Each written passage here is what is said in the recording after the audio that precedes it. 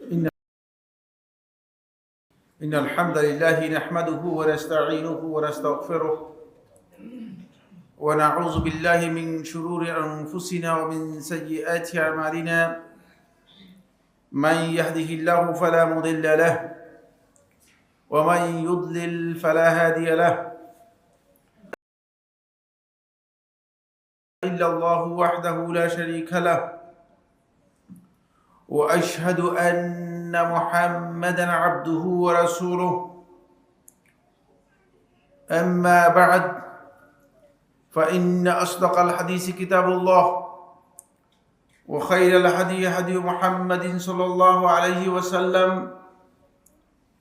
وشر الأمور محدثاتها وكل محدثة بدعة وكل بدعة ضلالة وكل ضلالة في النار، أو كما قال عليه الصلاة والسلام: عباد الله أوصيكم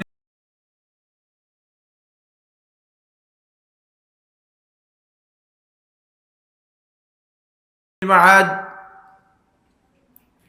قال الله سبحانه وتعالى في كلامه المجيد: وتزودوا فإن خير الزاد التقوى واتقون يا أولي الألباب. فاتقوا الله عباد الله، واعلموا أن الله سبحانه وتعالى أمر به الأولين والآخرين،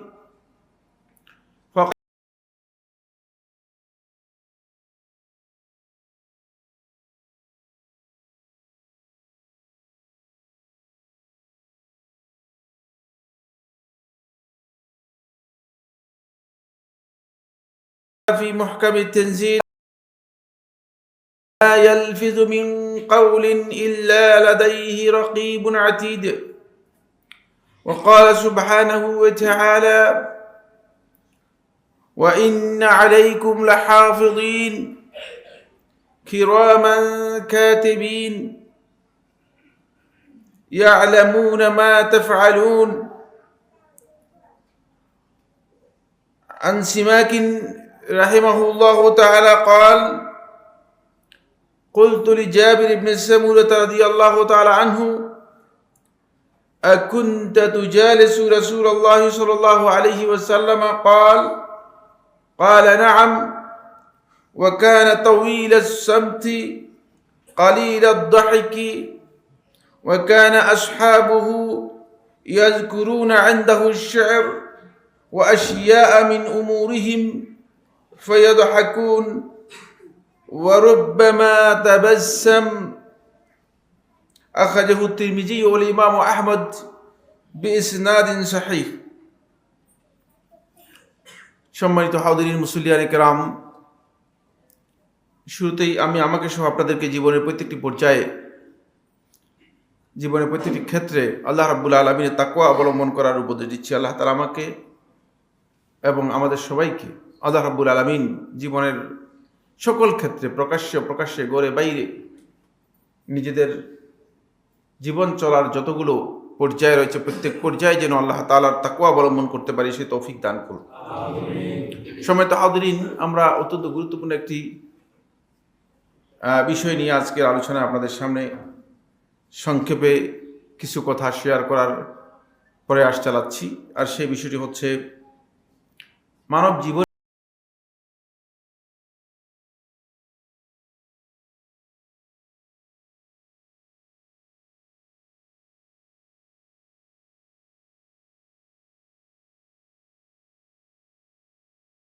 হয়তো তিনি তার বক্তব্যের প্রশ্নের উত্তর দিবেন, অথবা প্রতিবাদ করবেন, অথবা তার সাথে ঝগড়া বিবাদ করবেন, অথবা তার কথার জন্য যতটুকু উপযুক্ত ততটুকু নিজের পক্ষ থেকে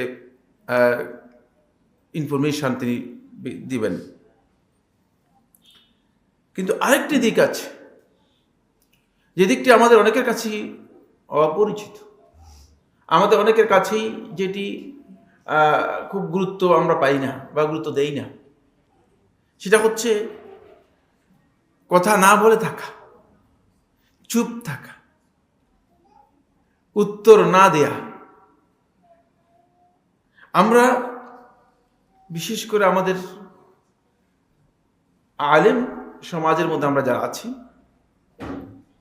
মানে যারা নিজেদেরকে আলেম পরিচয় দিচ্ছে, আর ইদানিং কিছু সংখ্যক যুবক যারা দ্বীনের জ্ঞান অর্জন করার জন্য চেষ্টা করছে, কিন্তু হয়তো কিছু জ্ঞান অর্জন করেই নিজেকে অনেক বড় পণ্ডিত মনে করছে। হয়তো 2 লাইন পড়তেও পারেন না ভালো করে, কিন্তু তিনি এখন নিজেকে অনেক বড় পণ্ডিত মনে করছেন। আমরা বেশিরভাগই মূলত বলতে অভ্যস্ত, খুব শুনতে খুব কম অভ্যস্ত। আরেকজনের কথা শুনতে, কেউ কথা বলার মানে শুরু করলেই তার কথার উপর আমি কথা বলতে অভ্যস্ত। বেশি বললে এটাকে যদি সহজ বাংলায় বলা আর কি, বুঝতে পেরেছেন? নিজেকে জাহির করার জন্য চেষ্টা করেন, বিশেষ করে বলতে অভ্যস্ত। হয়তো হতে পারে যে মূল পুঁজিটাই এটা।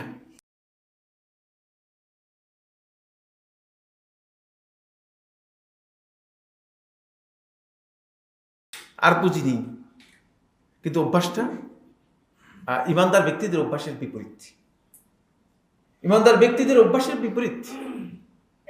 ইমানদার ব্যক্তি বলার অভ্যাস, শুনার অভ্যাসটাকে কি করবে? সুতরাং আমাদের চেঞ্জ করতে হবে। সকল ক্ষেত্রেই আপনাকে বলতে হবে, আপনাকে উত্তর দিতে হবে। এটা আপনাকে কে বলেছে? আদৌ প্রয়োজন আছে কিনা? যেখানে কোনো ফায়দা নেই সেখানে বলার কোন দরকার নেই।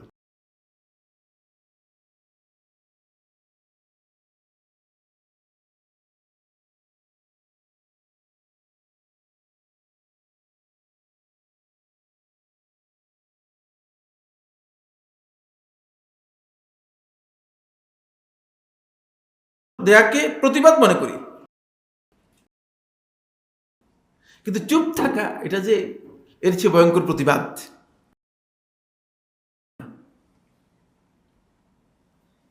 আপনার কথার উত্তর না দিয়ে আমি চুপ থাকলাম, আমি এটাকে প্রয়োজনই মনে করি না উত্তর দেওয়ার। এটা হচ্ছে আলেমদের কাছে সবচেয়ে শ্রেষ্ঠ প্রতিবাদ। এই জন্য মানে যেখানে উত্তর দেওয়ার প্রয়োজন নেই সেখানে মানে প্রতিবাদ, আপনি অন্যের উত্তর দেওয়ার প্রয়োজন নেই, আপনি চুপ থাকবেন। আল্লাহ তাআলা আমাদেরকে এগুলো ইনস্ট্রাকশন দিয়েছেন, পুরো কোরআনে ইনস্ট্রাকশন আছে, অনেক দীর্ঘ কথা রয়েছে। ওয়াইজা খাতাবাহুমুল জাহিলুনা ক্বালু সালামা, যখন জাহিল নির্বোধরা তাদেরকে অ্যাড্রেস করবে, সম্বোধন করবে, তখন তারা এটার উত্তর দেবে না, তারা সালাম দিবে। তারা তাদের সাথে নিরাপদ দূরত্ব বজায় রাখবে, তাদেরকে এমন কথা বলবে যে কথা থেকে তাদের থেকে দূরে সরে যাবে। ঠিক আছে, আপনার কথা বুঝা গেছে কি বলতে চাচ্ছেন, প্রয়োজন নেই। কালু সালামা, শুধু সালাম দিলেই যথেষ্ট হয়ে যাবে। এক সালামই আপনার সবকিছু কি করে দেবে, আপনার প্রতিবাদ করে দেবে। এটা আমরা করতে পারি না, এমনটি আমরা করি না, বরং উল্টা কি কাজ? সেটা হলো এই, আমরা যেখানে কোনো ধরনের ফায়দা নেই, ফায়দাবিহীন এই ধরনের বিতর্ক এবং ঝগড়া, এটাকেই মনে করতেছি দিন। এটা কি এটা হচ্ছে দিন, যেখানে কিয়ামত পর্যন্ত কোনো ফায়দা হবে না। এই ঝগড়া যিনি করেন তিনি দিন বুঝেন নাই, তিনি বিতর্ক করতেছেন অপ্রয়োজনীয়, তিনি ঝগড়া করতেছেন অপ্রয়োজনীয়, ফায়দাবিহীন বিতর্ক এবং ঝগড়াকে দিন মনে করতেছি। অথচ প্রকৃত মুমিনের পরিচয় হচ্ছে, প্রকৃত মুমিন ব্যক্তি এই ঝগড়া এবং বিতর্ক পুরোটাই কি করবে, তার জন্য নিষিদ্ধ, এটা পুরোটাই পরিহার করবে। হকের উপর থাকলেও, মানে আমি হকের উপর আছি, হক আমার, প্রমাণিত হক আমার, বুঝতে পেরেছেন? তারপরও আমি ঝগড়া এবং বিতর্ককে পরিহার করব। এটা হচ্ছে ইমানদার ব্যক্তিদের পরিচয়। তাহলে আমরা আমাদের আখলাকে বুঝতে পেরেছেন, কোথায় ঘাটতি আছে সেটা আমরা বুঝতে সহজ হব। এই কারণেই বন্ধুগণ, আমরা অনেকেই আমাদের অভ্যাসগুলোকে চেঞ্জ করতে পারছি না। ঝগড়া বিবাদ আমাদের অভ্যাসে পরিণত হয়েছে। কোথায় কোথায় বিতর্ক করা, এটা আমাদের অভ্যাস। অপ্রয়োজনীয় কথা বলা, যেখানে প্রতিবাদের প্রয়োজন নেই সেখানে প্রতিবাদ, যেখানে বলার চেয়ে শোনা উত্তম সেখানে অপ্রয়োজনীয় কথা বলা, এগুলো আমাদের অভ্যাসে পরিণত হয়ে যাচ্ছে। এগুলো থেকে আমাদেরকে বাঁচতে হলে আমাদেরকে কথা না বলা, চুপ থাকা, উত্তর না দেয়া এবং নিজে চুপ থাকার যেই পদ্ধতি রয়েছে সেটাকে অনুসরণ করার মর্যাদা কি, ফজিলত কি, ইসলাম এক্ষেত্রে কি ইনস্ট্রাকশন দিয়েছে, এই বিষয়গুলো যারা অপরিহার্য। 1 নম্বর পয়েন্ট। 1 নম্বর হচ্ছে, আপনার মুখ থেকে যদি কথা বেরিয়ে যায় তাহলে এই কথা আপনার সাথে সাথেই লিখা হয়ে যায়। যেটা বের হয়েছে সেটা অবশ্যই এর জন্য আপনি জবাবদিহি করতে হবে, ছাড় পাবেন না। আল্লাহ সুবহানাহু ওয়া তাআলা কোরআনে কারীমের সূরা কাফের 18 নম্বর আয়াতের মধ্যে ইরশাদ করেন, মা ইয়ালফিযু মিন কাওলিন ইল্লা লাদাইহি রাকীবুন আতীদ। সে যে কথাই বলে না কেন তার সামনে আল্লাহর পক্ষ থেকে মনোনীত শক্তিশালী সংরক্ষক রয়েছে, সাথে সাথে রেকর্ড করে রাখা হচ্ছে। সুতরাং মুখ থেকে বের করছেন আপনার এই কথাটা, এটার জবাবদিহি করতে হবে। তারা যেটা বের করেননি এটার জন্য আপনাকে জবাবদিহি করতে হবে না, বেঁচে গেছেন। খুব সহজ কথা অনেক বুঝে যাচ্ছে যে যেটা আপনি বের করেন নাই, চুপ থাকলে আপনার কোনো অসুবিধা নেই, কারণ আপনি জবাবদিহি করতে হচ্ছে না, কোনো অসুবিধা নেই। কিন্তু যেটা বেরিয়ে গিয়েছে, যদি ভালো হয় তো ভালো পার পেয়ে গেলেন, কিন্তু ভালো যদি না হয়, যদি ভুল হয়, মিথ্যা হয়, তাহলে আপনি বড় ধরনের বিপদগ্রস্ত, কারণ এর জন্য আপনাকে জবাবদিহি করতে হবে। ফলে ইমাম ইবনে কাসির রাহিমাহুল্লাহ তাআলা তার তাফসীরের মধ্যে বিষয়ে বিস্তারিত আলোচনা করেছেন। আমি আর সেদিকে যাচ্ছি না, সময়ের কারণে আর সামনের দিকে দ্রুত চলে যাচ্ছি। এবং এই বিষয়ে ইমাম শওকানী রহমতুল্লাহ তিনি উল্লেখ করেছেন যে প্রত্যেকটি কথা যখন মুখ থেকে বের হবে সাথে সাথেই ফেরেশতা, আল্লাহর পক্ষ থেকে নিয়োজিত ফেরেশতা সেটাকে গ্রহণ করে এবং সেটাকে আপনার আমার আমলনামার মধ্যে লিখে দেয়। এর জন্য আল্লাহ রাব্বুল আলামিনের পক্ষ থেকে আল্লাহ সুবহানাহু ওয়া তাআলা একদল ফেরেশতাকে দায়িত্ব দিয়েছেন, যারা নিয়মিত প্রত্যেকটি মানুষের এই বিষয়গুলোকে কি করতেছে, সংরক্ষণ করতেছে, লিখতেছে। আল্লাহ রাব্বুল আলামিন তাদেরকে নাম দিয়েছেন হাফাজা অথবা হাফেজিন। ইন্না আলাইকুম লাহাফিজিন, অবশ্যই তোমাদের প্রত্যেকের উপর আল্লাহর পক্ষ থেকে একদল সংরক্ষক রয়েছে, যারা কিরামান কাতিবিন, যাদের পরিচয় হচ্ছে এরা সম্মানিত লেখক মণ্ডলী।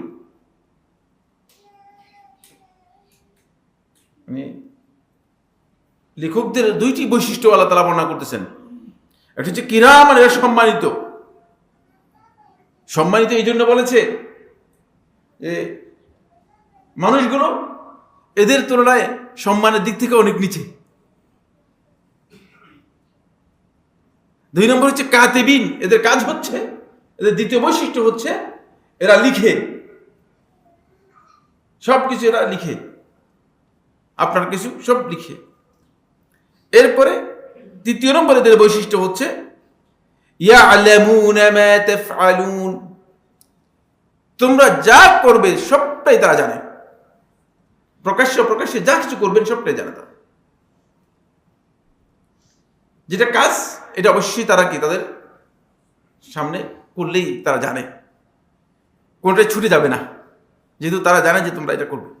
এই জন্য সবটাই আল্লাহ রাব্বুল আলামিনের পক্ষ থেকে তারা দায়িত্বপ্রাপ্ত হয়ে লিখে রাখছেন। এই কারণেই আমার বন্ধুগণ, আমরা আমাদের কথাকে আমাদেরকে সংযত করতে হবে, কন্ট্রোল করতে হবে, নিয়ন্ত্রণে আনতে হবে কি বলছি, কারণ সবটা লেখা হয়ে যাচ্ছে। অনেকে আছে যে ঘের ঘের ঘের ঘের করতেছে, মাচাল বলে, বাংলাতে কি বলে, বাচাল বলে, অপ্রয়োজনীয় কোনো ব্যাকরণ নেই, গ্রামার নেই, কিচ্ছু নেই, কথা বলতেছে। এগুলো বন্ধ করতে হবে।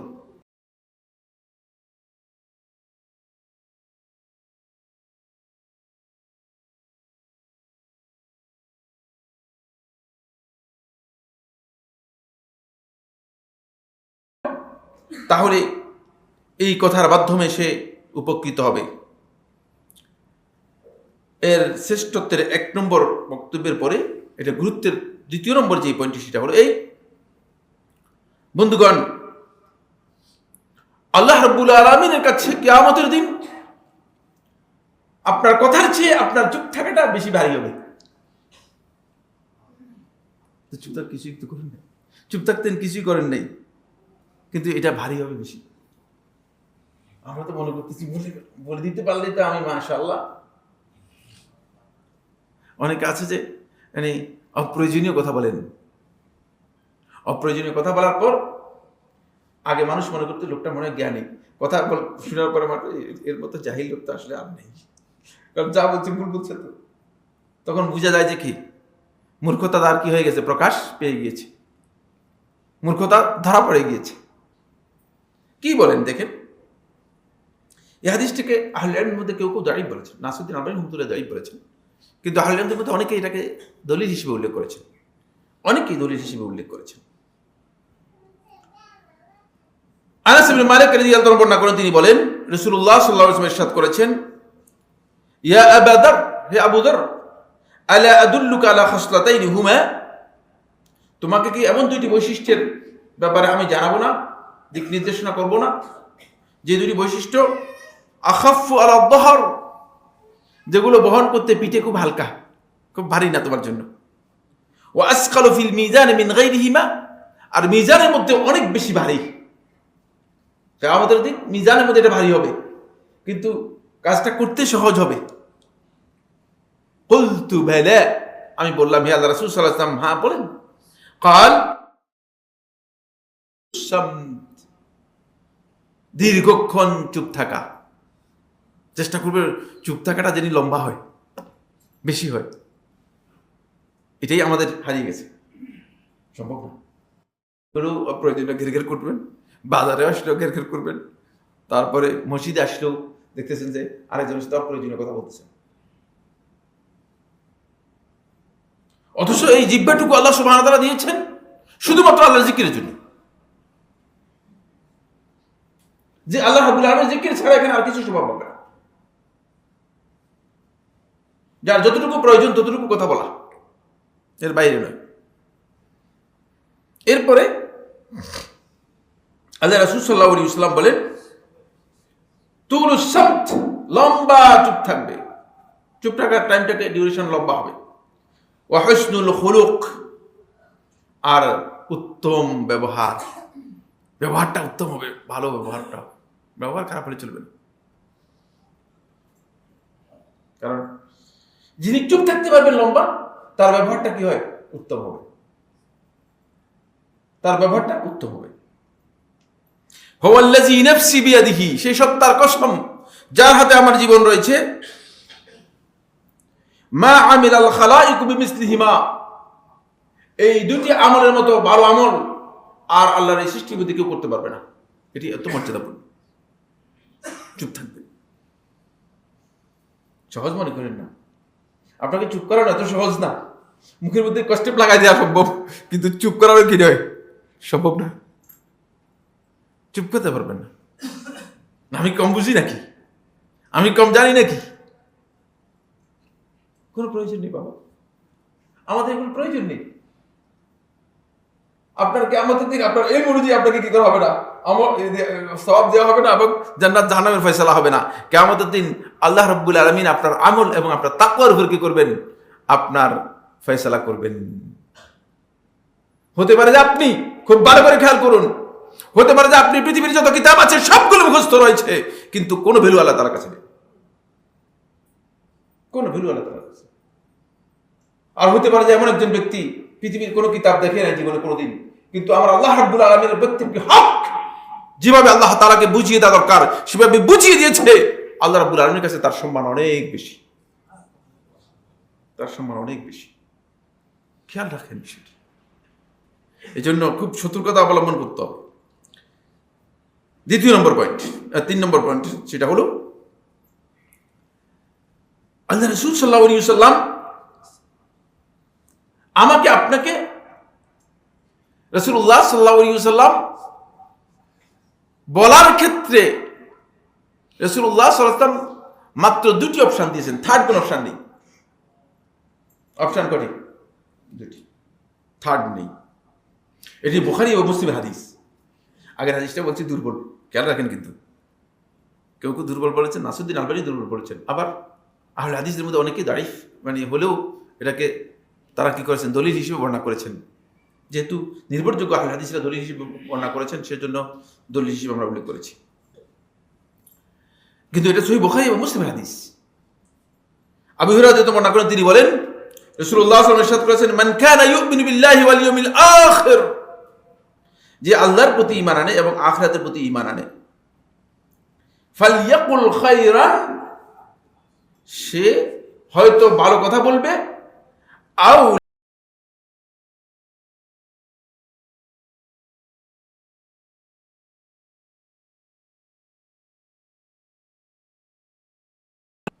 আপনি যে কথা বলেছেন সে কথা ভালো হয়েছে কিনা, যদি ভালো হয় তাহলে ঠিক আছে, তাহলে আপনি পারমিশন পেয়েছেন।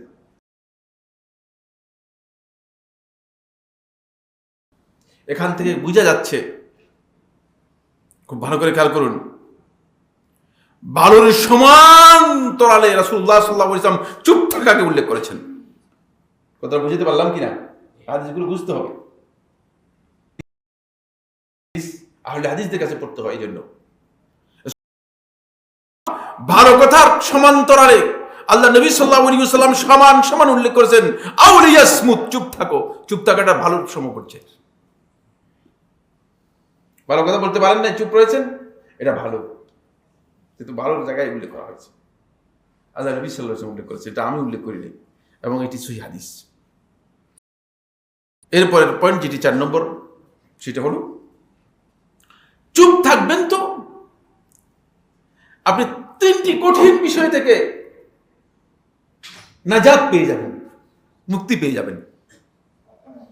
3টি কঠিন বিষয় থেকে নাজাত পেয়ে যাবেন। এই কঠিন বিষয়গুলো রাসূলুল্লাহ সাল্লাল্লাহু আলাইহি ওয়াসাল্লাম হাদিসের মধ্যে বলেন, আহলে হাদিসগুলো উল্লেখ করেছেন, মুহাক্কিক উলামায়ে কেরাম, আহলুত তাহকিক যারা রয়েছেন তারা উল্লেখ করেছেন। কিছু হাদিসটা ইমাম তিরমিজি রাহমাতুল্লাহ সহ ইমাম তিরমিজি বর্ণনা করেছেন, ইবনে মাজাহ বর্ণনা করেছেন, আহমদ ইবনে হাম্বল রাহমাতুল্লাহ মুসনাদের মধ্যে বর্ণনা করেছেন, নাসিরউদ্দিন আলবানী রাহমাতুল্লাহ হাদিসটিকে সহিহ বলেছেন।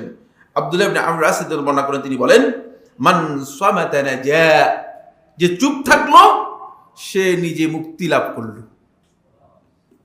এক কথা, সোজা কায়দা, মানে অনেক কথা নেই এখানে, কথা একটাই শুধু, চুপ থাকলো সে নাজাত পেয়ে গেল। কিসের নাজাত পেয়েছেন? হাদিসের মধ্যে কথাগুলো নেই। 1 নম্বর নাজাত পেয়েছেন আন-নাজাতু মিনাল ফিতনা, ফিতনা থেকে আপনি মুক্তি পেয়ে গেছেন। আজকে ফিতনা তো অভাব নেই, ফিতনার কি নেই, অভাব নেই। মসজিদের মধ্যে আলোচনা করতেছেন, আলোচক খতিব নিজেও ফিতনা করতেছেন, আলোচনাটাই ফিতনা। বুঝতে পেরেছেন? একবার আমি কোথায় যিনি মাহফিলে গিয়েছিলাম, নাম বলবো না, তো আলোচনার শেষে মানে আলোচনাটা তাদের মন মতো হয়নি, কারণ আমি তো আসলে তাদের মন রক্ষা করার জন্য আলোচনা করি না। বুঝতে পেরেছেন কিনা? আর আলোচনা আমাকে দাওয়াত দেয়, এই জন্য আমি আলোচনা করি না। অন্যরা আলোচনা করে যে আগামী প্রোগ্রামের কি দাওয়াতের জন্য আলোচনা করে। কিন্তু আমি এই দাওয়াতের জন্য আলোচনা করি না, কারণ দাওয়াত আমার বিষয় না, আমি দাওয়াত কখনো নিই না। জোর করে আমাকে যদি কেউ কোনো কারণে যেতে হয় তাহলে মানে বাধ্য হয়ে যাই, কিন্তু আমি আসলে দাওয়াত নিই না, প্রশ্নই আসে। সেখানে সভাপতি সাহেবের আলোচনাটা পছন্দ হয় নাই। তখন সভাপতি সাহেব উঠে যাওয়ার সময় বলছে, তাফসীরুল কোরআন মাহফিলটাই একটা বড় ফিতনা। বুঝতে পেরেছি, মন মতো না হলে এই হয়। বুঝতে পেরেছেন?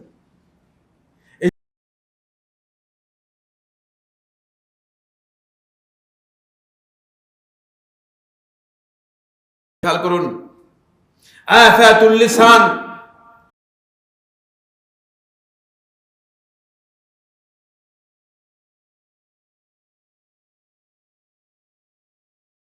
আহলুল ইলম গুণ।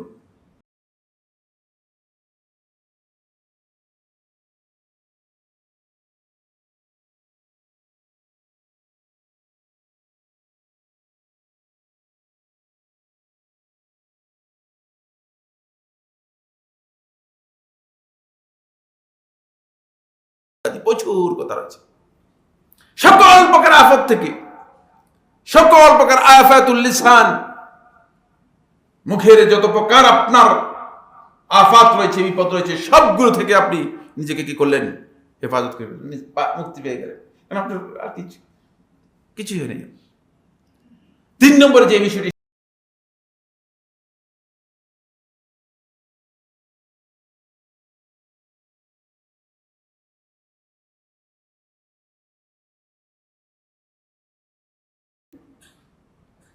আপনি তো জবাবদিহি করতে হবে না কিছুই।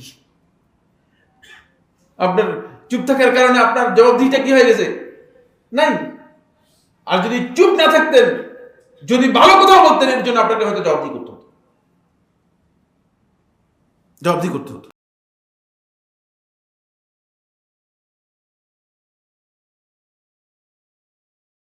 পরবর্তীতে আপনার জবাবদিহিতার জন্য আপনাকে মুখোমুখি হতে হবে।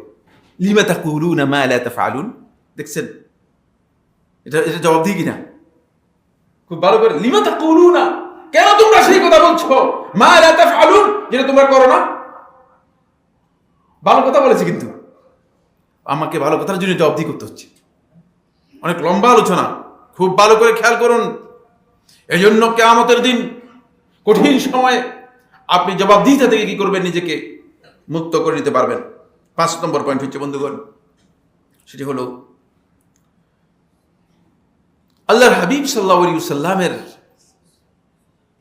হাদি, হিদায়াত এবং রাসূল সাল্লাল্লাহু আলাইহি ওয়াসাল্লামের অন্যতম গুরুত্বপূর্ণ বৈশিষ্ট্য হচ্ছে নবী সাল্লাল্লাহু আলাইহি ওয়াসাল্লাম এটাকে ইখতিয়ার করেছেন, চুপ থাকতেন। এটা নবী সাল্লাল্লাহু আলাইহি ওয়াসাল্লামের হাদি। আমার কাছে, আপনার কাছে, এই উম্মতের কাছে অনুসরণের জন্য একমাত্র রাসূলুল্লাহ সাল্লাল্লাহু আলাইহি ওয়াসাল্লাম হচ্ছে মডেল, আর কেউ না। আমরা মাঝখানে হাফজাব লোকদেরকে ঢুকিয়ে দিয়ে নিজেদের মন গড়া মডেল তৈরি করে নিচ্ছি। রাসূলুল্লাহ সাল্লাল্লাহু আলাইহি ওয়াসাল্লামের হাদিতে যাবেন। রাসূলুল্লাহ সাল্লাল্লাহু আলাইহি ওয়াসাল্লামের মডেল কি, রাসূলুল্লাহ সাল্লাল্লাহু আলাইহি ওয়াসাল্লাম কি দেখিয়েছেন, সেখানে যখন যাবেন আপনি দেখতে পাবেন যে আল্লাহ নবী সাল্লাল্লাহু আলাইহি ওয়াসাল্লাম আমাদেরকে এটাই দেখিয়েছেন। সিমাক ইবনে হারব রাদিয়াল্লাহু তাআলা রাহিমাহুল্লাহ তাআলা বর্ণনা করেন, তিনি বলেন, তিনি জাবির ইবনে সামুরা রাদিয়াল্লাহু তাআলা এর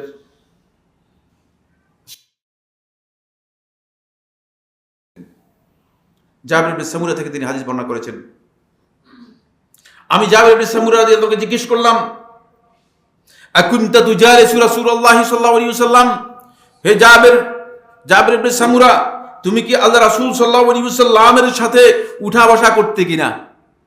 তুজালিস মানে উঠা বসা করা, মানে রাসূল সাল্লাল্লাহু আলাইহি ওয়াসাল্লামের সাথে থাকা বসা, আসা যাওয়া করা। এই হাদিস থেকে স্পষ্ট এটা বোঝা যাচ্ছে, যে সমস্ত আহলে হাদিস বলেছেন যে জাবির ইবনে সামুরা রাদিয়াল্লাহু তাআলা আনহু আল্লাহ রাসূল সাল্লাল্লাহু আলাইহি ওয়াসাল্লামের সাথে দেখা হয় নাই, এই বক্তব্য শুদ্ধ নয়। বলতু নাম, আমি বললাম, তিনি উত্তরে দিলেন যে কারা নাম, বললেন হ্যাঁ। ওয়া কারা তাওয়ীলাস সামত, রাসূলুল্লাহ সাল্লাল্লাহু আলাইহি ওয়াসাল্লাম দীর্ঘ সময় চুপ থাকতেন। কথা বললে আল্লাহ রাসূলের চেয়ে ভালো কথা আর কেউ বলতে পারত কি মনে করেন? হ্যাঁ, আমাদের চেয়ে অবশ্যই কথা বললে আল্লাহ রাসূলই সবচেয়ে ভালো কথা বলতেন, ঠিক না? কিন্তু আল্লাহ রাসূল সাল্লাল্লাহু আলাইহি ওয়াসাল্লাম বেশি চুপ থাকতেন। যিনি উম্মতের জন্য সবচেয়ে বেশি, উম্মতের জন্য দরদি মানুষ, যিনি উম্মতকে হিদায়াত দেওয়ার জন্য সবচেয়ে বেশি আগ্রহী মানুষ, উম্মতের হিদায়াতের জন্য তিনি সারাক্ষণই তো বলতেন।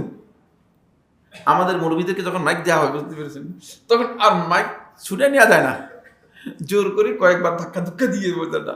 যদি কোনো কারণ হলে মাইকের যারা অপারেটর আছে, অপারেটরকে বলা হয় আস্তে করে বন্ধ করে দেন, তারপরে চুপ হয়ে যাবে। এলমের উস্কানি এবং সুলকানি। আল্লাহ রাসূল সাল্লাল্লাহু আলাইহি ওয়াসাল্লামের কথা বলা হচ্ছে, খুব ভালো করে খেয়াল করুন। আল্লাহ নবী সাল্লাল্লাহু আলাইহি ওয়াসাল্লামের হাদিস হচ্ছে তিনি তাওয়িল আস-সাম কালিল আদ-দাহিক, তিনি হাসতেন খুব কম।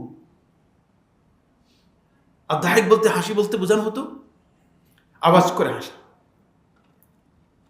আপনি আমাদেরকে দেখবেন যে বেশিরভাগ লোকই হাসে, হাসাটা তার এমন যে হাসার মধ্যে নবী সাল্লাল্লাহু আলাইহি ওয়াসাল্লামের হাদিস নেই, আওয়াজ করে হাসেন, আওয়াজ করে হাসেন। নবী সাল্লাল্লাহু আলাইহি ওয়াসাল্লাম হাসতেন না, কালিল, একেবারে হাসতেন না, কথা বলেন নাই, বলছেন কালিল, খুব কম। ওয়া কানা আসহাবুহু ইয়াযকুরুনা ইনদাহু আশ-শি'র, নবী সাল্লাল্লাহু আলাইহি ওয়াসাল্লামের সাহাবায়ে কেরামগণ তার সামনে বিভিন্ন সময় কবিতা আবৃত্তি করতেন, কবিতা উল্লেখ করতেন। জাহেলি সমাজে যে কবিতাগুলো আছে, কবিতা উল্লেখ করতেন। কবিতা বলা জায়েজ না, জায়েজ না, শর্ত আছে, সেগুলো পরবর্তীতে জেনে নেবেন, এখানে আলোচ্য বিষয় নয়। ওয়া আশিয়া মিন উমুরিহিম, এবং তাদের জীবন যাপনের বিভিন্ন কথা, কোথায় কি ঘটেছে, কোথায় কি সমস্যা হয়েছে, জাহেলি সমাজে যখন ছিলেন তখন কি অবস্থা হয়েছে, এই সম্পর্কে কথা তারা উল্লেখ করতেন, রাসূল সাল্লাল্লাহু আলাইহি ওয়াসাল্লামের সামনে উল্লেখ করতেন। এটা কারা করতেন? সাহাবায়ে কেরামগণ করতেন। ফায়াদহাকুন, এবং সাহাবায়ে কেরামরা একটু হাসাহাসিও করতেন। এটা হাসাহাসির অনুমোদন, রাসূল সাল্লাল্লাহু আলাইহি ওয়াসাল্লামের সামনে হয়েছে, সুতরাং হাসতে পারবেন, বুঝতে পেরেছেন, হাসার অনুমোদন পাওয়া যাচ্ছে। কিন্তু ওয়া রুব্বামা তাবাসসাম, কিন্তু মাঝে মধ্যে দেখতাম যে রাসূল সাল্লাল্লাহু আলাইহি ওয়াসাল্লাম একটু মুস্কি হাসি দিচ্ছেন, কিন্তু হাসতেন না, আওয়াজ করে হাসতেন না। এটা ছিল আল্লাহ রাসূল সাল্লাল্লাহু আলাইহি ওয়াসাল্লামের হাদিস, এটা আল্লাহ রাসূল সাল্লাল্লাহু আলাইহি ওয়াসাল্লামের হাদিস। ফলে নবী সাল্লাল্লাহু আলাইহি ওয়াসাল্লামের কথা এটা ছিল একেবারেই পরিমিত, একেবারেই আন্ডার কন্ট্রোল। নিজের নবী সাল্লাল্লাহু আলাইহি ওয়াসাল্লাম নিজের যতটুকু বলতেন ততটুকু একেবারেই সীমাবদ্ধ কথা বলতেন। কিভাবে? উম্মুল মুমিনিন আয়েশা রাদিয়াল্লাহু তাআলা বর্ণনা করেন পরের হাদিসটি। তিনি বলেন, আন্না নবী সাল্লাল্লাহু আলাইহি ওয়াসাল্লাম কানা ইউহাদ্দিসু হাদিসান, নবী সাল্লাল্লাহু আলাইহি ওয়াসাল্লাম আমাদেরকে কথা বলতেন, একটা হাদিস আমাদের সামনে পেশ করতেন, তুলতেন। লাউ আদ্দাহুল আদ্দু লা আহসাহু, যদি মানে তোমাদের মধ্যে কেউ তার শব্দগুলো গণনা করতো তাহলে সে একটা একটা করে গুনতে পারতো কয়টা শব্দ বলেছে। এখানে অনেক লম্বা এই হাদিসের ব্যাখ্যা রয়েছে, সেদিকে আমি যেতে পারলাম। এটা সবার পক্ষে অবশ্যই সম্ভব না, এটা তবিয়তের সাথে জড়িত বিষয়। তবে কোনো সন্দেহ নেই আল্লাহ রাসূলের মধ্যেই আমাদের একমাত্র কি রয়েছে? আদর্শ রয়েছে। সুতরাং অন্যের কাছে আদর্শ খোঁজার প্রয়োজন নেই, অন্যের কাছে আদর্শ খোঁজার প্রয়োজন। 6 নম্বর পয়েন্ট হচ্ছে যেটা, সেটা হলো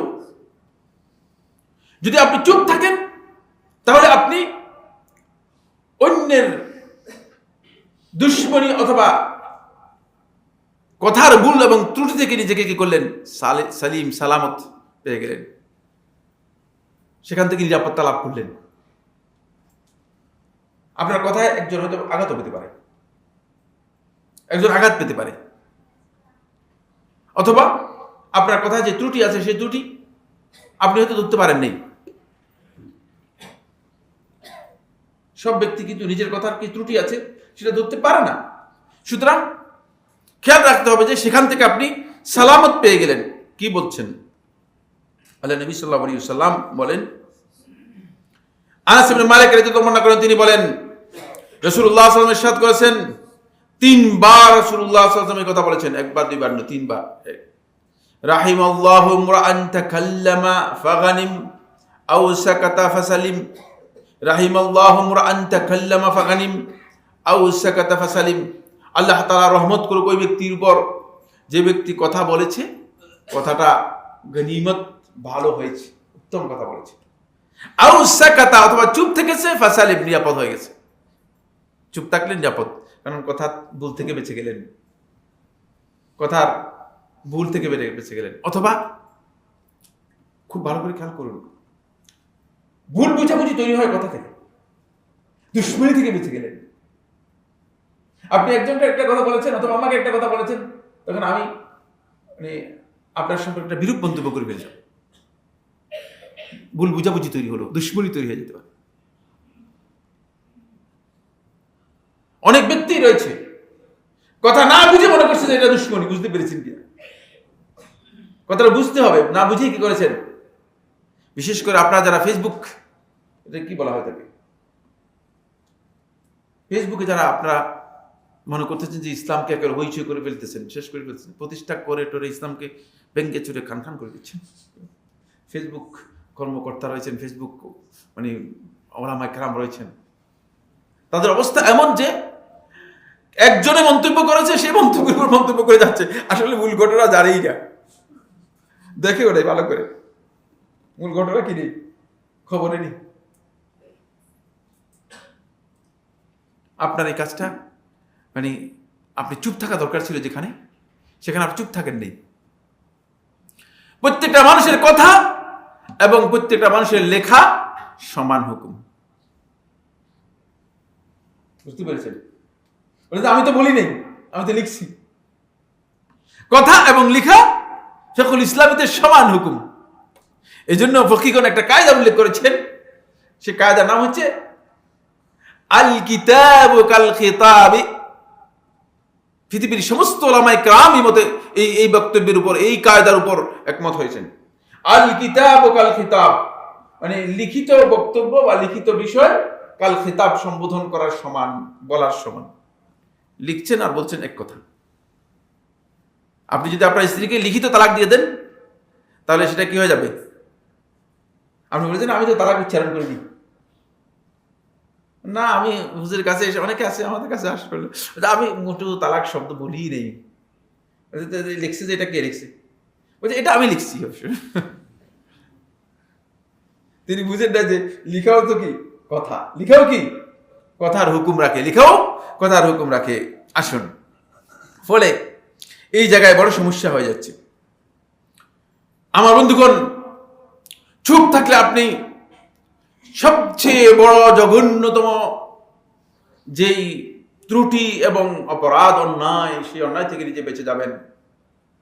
কারণ মানুষের ইস্তেকামতের জন্য সর্বপ্রথম শর্ত হচ্ছে একজন ব্যক্তির ইস্তেকামতের জন্য তিনি তার জিহ্বাকে সংযত করবে, জিহ্বাকে কন্ট্রোল করবে। আবি ওয়াইল রাহিমাহুল্লাহ তাআলা বর্ণনা করেন, আব্দুল্লাহ ইবনে মাসউদ রাদিয়াল্লাহু আনহু তিনি বলেন, তিনি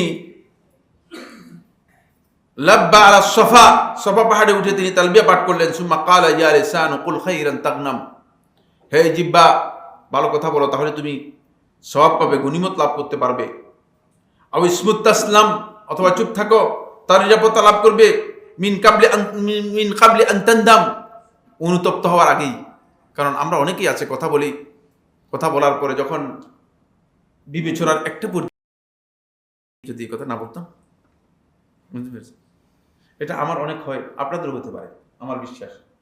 আপনাদের হয়তো অনেক আছেন আলহামদুলিল্লাহ খুব মেপে মেপে বলেন, কিন্তু আমাদের কথা বেশি হওয়ার কারণে কিছু করার নেই। কালু ইয়া আবা আব্দুর রহমান, প্রশ্ন করলেন, হে আবু আব্দুর রহমান, হাযা শাইউন তাকুলুহু আম সামি'তাহু, এটাকে তুমি নিজের তুমি শুনে বলতেছো, শুনে বলতে রাসূল সাল্লাল্লাহু আলাইহি ওয়াসাল্লামের কাছ থেকে শুনেছো কিনা?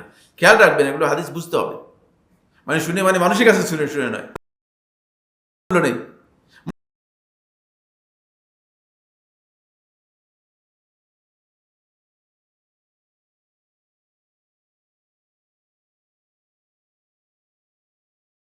মধ্যে সামি'তাহু সামি'তাহু রাসূলুল্লাহ সাল্লাল্লাহু আলাইহি ওয়াসাল্লাম, যে আল্লাহর রাসূলের কাছে তুমি শুনেছো কিনা? কাল, তখন তিনি বললেন, লা, নিজের থেকে বলছি না, আমি নিজের থেকে বলছি না, বাল সামি'তু রাসূলুল্লাহ সাল্লাল্লাহু আলাইহি ওয়াসাল্লাম, বরং আল্লাহর নবী সাল্লাল্লাহু আলাইহি ওয়াসাল্লামকে আমি বলতে শুনেছি, ইন্না আকসারা খাতায়া বানি আদম ফি লিসানিহি, আদম সন্তানের বেশিরভাগ ভুল, বেশিরভাগ অপরাধ হবে তার এই জিহ্বার কারণে। জিহ্বাটা আপনাকে বেশিরভাগ অপরাধের দিকে নিয়ে যাবে। সুতরাং এই জিহ্বা আপনার যদি সংযত করতে পারেন, আপনি অনেক অপরাধ থেকে কি হয়ে যাবেন, বেঁচে যাবেন। 7 নম্বর যে পয়েন্টটি সেটা হলো, যদি এটাকে কন্ট্রোল করতে পারেন, কষ্টের না হোক, অন্তপক্ষে হাতটাও দিয়ে কি করতে পারেন, কষ্টের লাগানোর দরকার নেই, হাত দিয়েও যদি কি করতে পারেন, বন্ধ করতে পারেন, তাহলে এক বিশাল ফজিলত লাভ করবেন।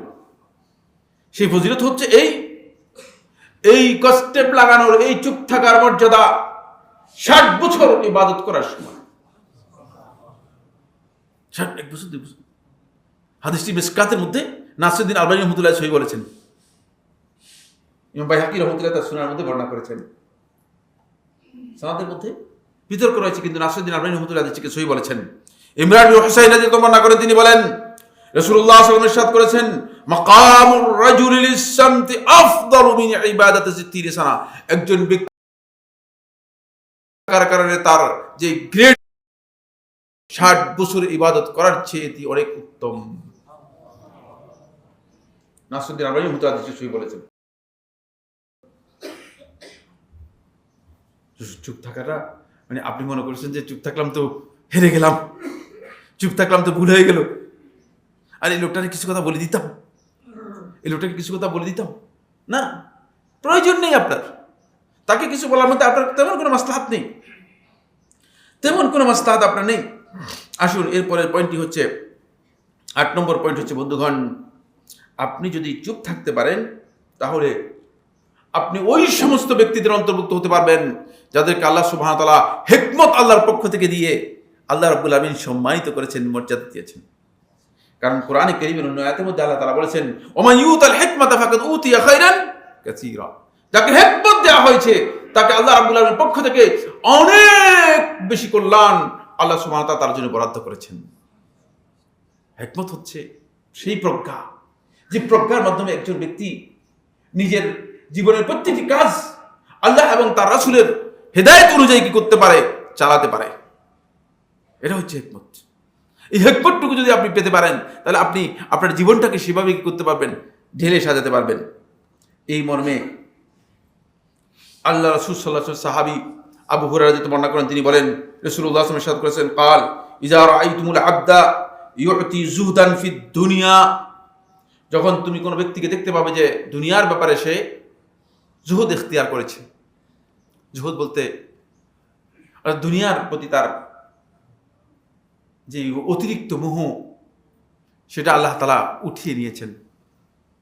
অনেকের অন্তর থেকে দেখা যাচ্ছে দুনিয়ার প্রতি অতিরিক্ত মোহ কি থাকে না, মৌখিক মোহ নয়। একজনকে দেখবেন যে বলে, আর ভাই আমার দুনিয়ার দরকার নেই, কিন্তু দেখবেন যে শুধু 24 ঘন্টা দুনিয়ার জন্য কাজ করতেছে। এটা বোঝার উদ্দেশ্য নেই। এই হাকিকি জুহুদ তার মধ্যে রয়েছে, সেটা হলো এই আসলেই দুনিয়ার যতটুকু প্রয়োজন ততটুকুর মধ্যে রয়েছে।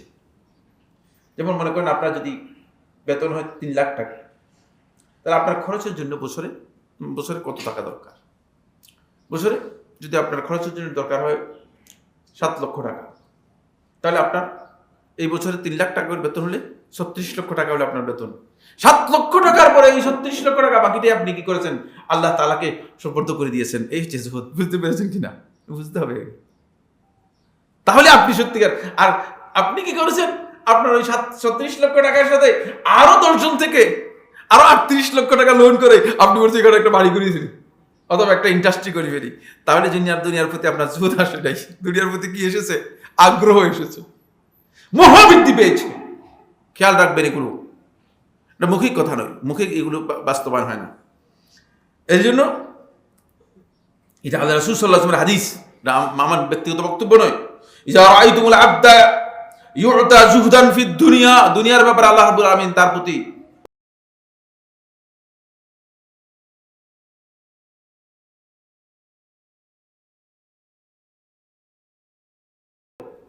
কথাটা কম, ফাক্তারিবু মিনহু, তাহলে তোমরা তার কাছে কাছে যাও, তার কাছে থাকো।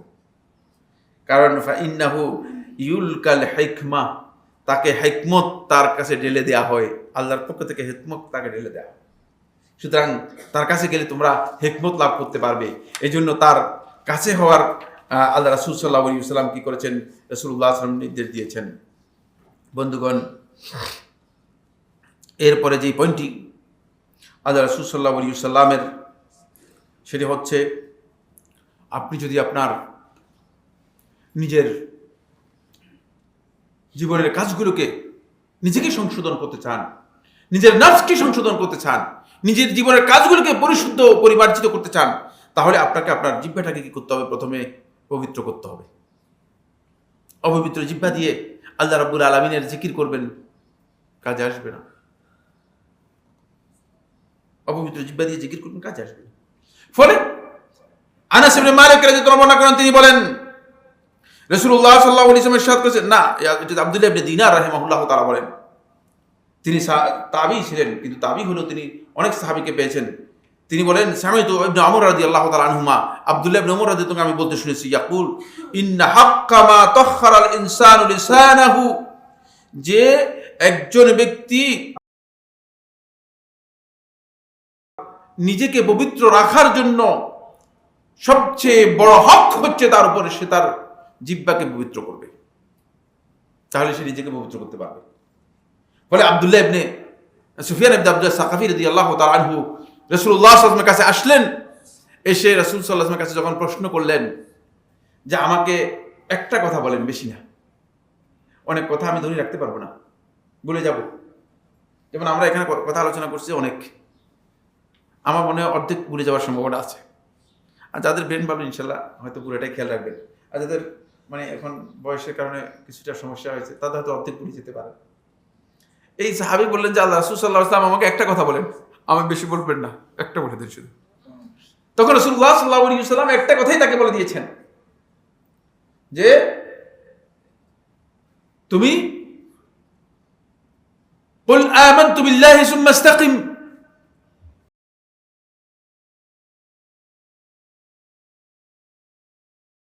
ইস্তেকামত রাখো। তখন এই সাহাবী দেখলেন যে আল্লাহ নবী সাল্লাল্লাহু আলাইহি ওয়াসাল্লাম সংক্ষেপ করেছেন, এত সংক্ষেপ যে বড় সমস্যা, ভালো করে কি করতে পারেন নাই, এটাকে আয়ত্ত করতে পারেন নাই, কঠিন হয়ে গেছে।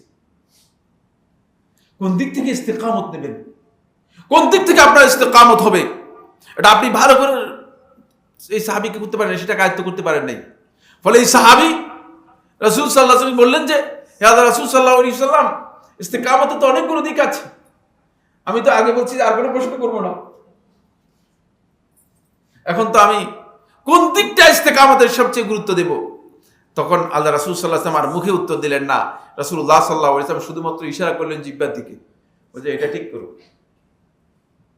জিহ্বাটা ঠিক করে দিও। বুঝতে পেরেছেন কিনা? জিহ্বাটা ঠিক করতে পারলে আপনি অবশ্যই আপনি নিজেকে পরিপূর্ণরূপে ঠিক করতে পারবেন। ফলে আনাস ইবনে মালিক রাদিয়াল্লাহু আনহু বর্ণনা করেন, তিনি বলেন লা ইয়াত্তাকিল্লাহা আবদুন হাক্কা তুকাতিহি, কোন বান্দা আল্লাহ রাব্বুল আলামিনের তাকওয়ার যে গ্রেড রয়েছে, সর্বোচ্চ গ্রেড, এটা হচ্ছে হাক্কুত তাকওয়া। এটা কি, এর নাম কি? তাকওয়া সর্বোচ্চ গ্রেড নাম হচ্ছে হাক্কুত তাকওয়া। কোন ব্যক্তি, কোন বান্দা আল্লাহ রাব্বুল আলামিনের হাক্কুত তাকওয়া ততক্ষণ পর্যন্ত অর্জন করতে পারবে না, ততক্ষণ পর্যন্ত লাভ করতে পারবে না, হাত্তা ইয়াখজিনা মিন লিসানিহি, ততক্ষণ পর্যন্ত সে নিজের অধীনে জিহ্বাটাকে কি করবে? বন্ধ করে রাখতে পারবে না। হাক্কুত তাকওয়া যদি চান, তাকওয়ার সর্বোচ্চ গ্রেডে যদি আপনি যেতে চান, তাহলে অবশ্যই আপনাকে কি করতে হবে? আপনাকে এখানে আসতে হবে। ফলে আপনি দেখেন খুব ভালো করে, আপনার এই জিহ্বার উপর কতগুলো প্রতিবন্ধক আল্লাহ তাআলা দিয়েছেন, যাতে করে আপনি এটাকে ইচ্ছা মতো ব্যবহার করতে না পারেন। এটা আল্লাহ রাসূল সাল্লাল্লাহু আলাইহি ওয়াসাল্লাম খুবই কাছের সাহাবী, যিনি এই উম্মতের হাযিহিল উম্মাহ এবং সাহেব সির রাসূলুল্লাহ, আল্লাহ রাসূল সাল্লাল্লাহু আলাইহি ওয়াসাল্লামের গোপন বিষয়গুলো রাসূলুল্লাহ সাল্লাল্লাহু আলাইহি ওয়াসাল্লাম যার কাছে এক্সপ্লোর করেছেন, হুযায়ফা ইবনে ইয়ামান রাদিয়াল্লাহু তাআলা আনহু, তিনি বলেন ইন্নাল কালামা বিসাবআতি আগলাক, তোমার এই মুখের কথাকে আল্লাহ সুবহানাহু ওয়া তাআলা 7টি তালা দিয়ে বন্ধ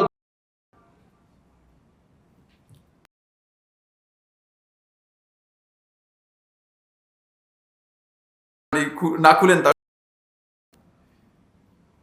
ইজা খারাজা মিনহু কুতিব, এই 7টা তালা যখন খুলবে তখন মুখ থেকে কথাটা বের হবে, তখন লেখা হবে।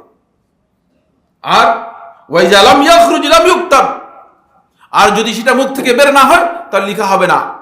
1 নম্বর হচ্ছে তোমার অন্তর। প্রথমেই আপনার অন্তর এটাকে বাধা দিবে, বন্ধ করে দেওয়া হয়েছে। এই বলবে কিনা তুমি, খবরদার না, এ কথা বলতে তুমি পারো না। তুমি তো ইমানদার ব্যক্তি, তুমি তো আল্লাহ এবং তার রাসূলের প্রতি ঈমান এনেছো, তুমি এই কথা বলতে পারো না। দ্বিতীয় নম্বর হচ্ছে আপনার এই যে চোয়াল আছে, চোয়ালটা। 3 নম্বর হচ্ছে আপনার জিহ্বা। 4 নম্বর হচ্ছে আপনার এই 2 দিকের যেই বাজ রয়েছে সেটি। এরপরে হচ্ছে 2 ঠোঁট। এগুলো দিয়ে বেঁধে রাখা হয়েছে যাতে করে আপনি কথা এমনিই বের করে দিন, মনে চাইলে তো বের করে দিলেন না, এগুলো দিয়ে আপনাকে কি করা হয়েছে, বেঁধে রাখা হয়েছে যাতে করে আপনি কথা বলতে হিসাব করে বলতে পারেন। ঠোঁট থেকে বের না হয় এটা কথা হয় না। এই কারণে কোরআন তেলাওয়াত যদি ঠোঁট থেকে বের না হয় তাহলে এটা তেলাওয়াত হবে না এবং তেলাওয়াতের সওয়াব এর মাধ্যমে পাওয়া যাবে না। তাই আমাদেরকে সতর্কতা অবলম্বন করার জন্য চেষ্টা করতে হবে। সর্বশেষ বক্তব্য, আর সময় তো শেষ হয়ে গেছে, আর কথা বলবো না। একটি কথা আমি বলবো, যে কথাটি খুবই ইম্পর্টেন্ট, সেটা হলো এই বন্ধুগণ, এরপর একটি পয়েন্ট আমার আলোচ্য বিষয় ছিল, সেটা হলো কখন চুপ থাকাটা মাকরুহ, কখন চুপ থাকাটা হারাম। কারণ এটা বুঝতে হবে। এখন আমি তো চুপ থাকার কথা বললাম সবগুলো, কিন্তু যখন আপনি কথা বলাটা আপনার জন্য ওয়াজিব, অথবা ইনকারুল মুনকার, কোন একটা মুনকার, এটাকে আপনাকে প্রতিবাদ করতে হবে, আপনার সামনে হচ্ছে, আপনি প্রতিবাদ করার ক্ষমতা আছে, আপনি বলার ক্ষমতা আছে, তখন আপনার চুপ থাকাটা হারাম। আপনি চুপ থাকবেন না, কারণ আপনি সেটা চুপ থেকে তাহলে আপনি সেটাকে সমর্থন করে যাচ্ছেন। এই জন্য আল্লাহ তাআলা কোরআন কারীমের মধ্যে বনি ইসরায়েলের আলেম যারা আছে তাদেরকে আল্লাহ রাব্বুল আলামিন দীক্ষা দিয়েছেন। আল্লাহ সুবহানাহু ওয়া তাআলা বলেন, কানু লা ইয়াতানাহাউনা আন মুনকারিন ফাআল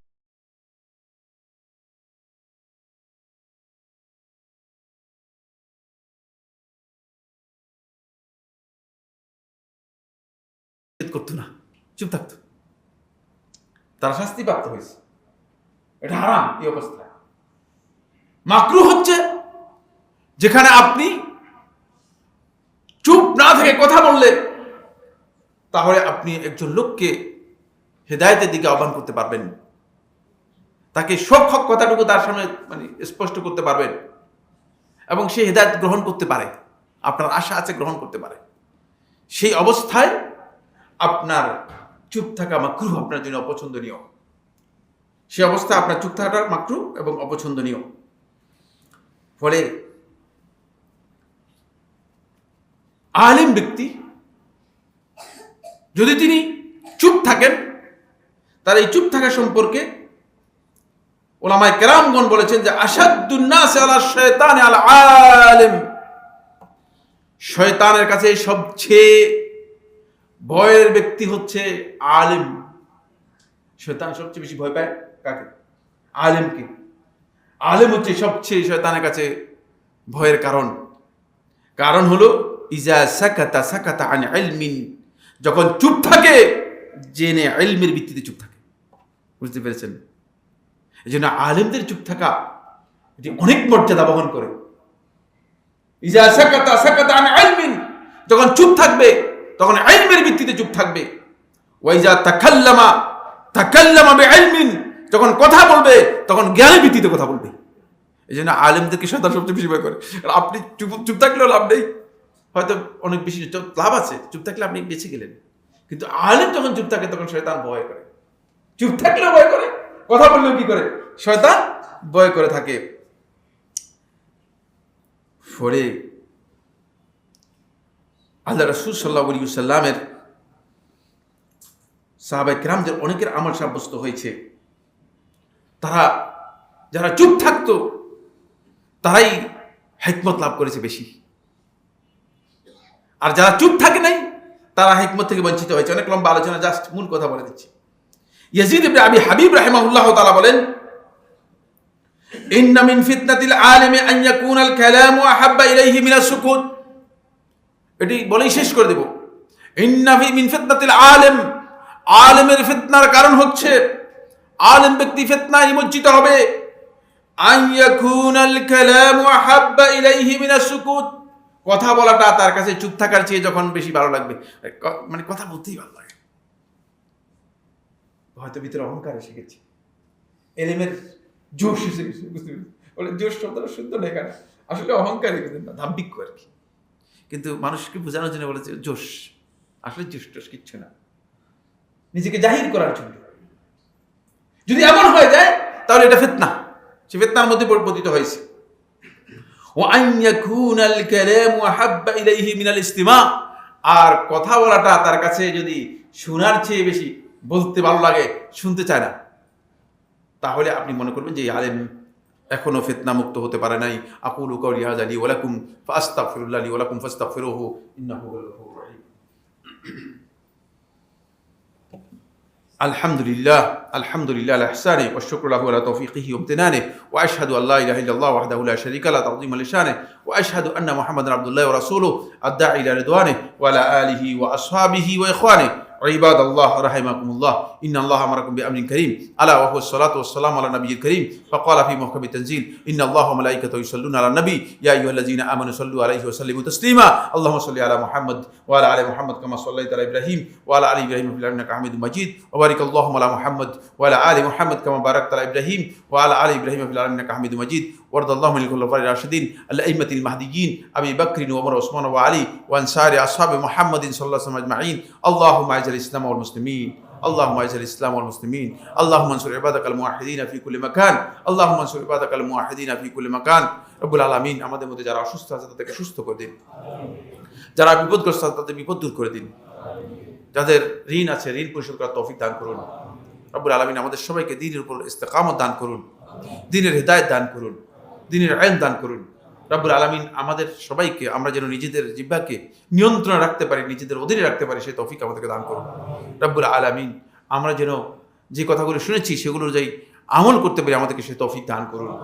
রব্বুল আলামিন মুসলিম উম্মাহ আজকে বিভিন্ন জায়গায় ক্ষতিগ্রস্ত, বিপর্যস্ত, নির্যাতিত, নিষ্পেষিত হচ্ছে। রব্বুল আলামিন তাদের প্রতি আপনার রহমতের চাদর তাদেরকে দিয়ে ঢাকি দিন, আচ্ছাদিত করে।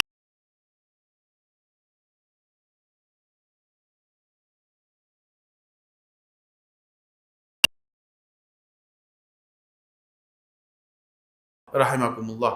ইন্নাল্লাহা ইয়া'মুরু বিল আদলি ওয়াল ইহসান ওয়া ইতা'i যিল কুরবা ওয়া ইয়ানহা আনিল ফাহশাই ওয়াল মুনকারি ওয়াল বাগি ইয়া'iদুকুম লা'আল্লাকুম তাযাক্কারুন ফাযকুরুল্লাহা আল-'আযীমা জালিলা ইয়াযকুরুকুম ওয়াশকুরুহু আলা আলাইহি ওয়া নি'আমিহি ইয়াজিদকুম ওয়া লাযিকরুল্লাহি আকবার ওয়াল্লাহু ইয়া'লামু মা তাসনাউন।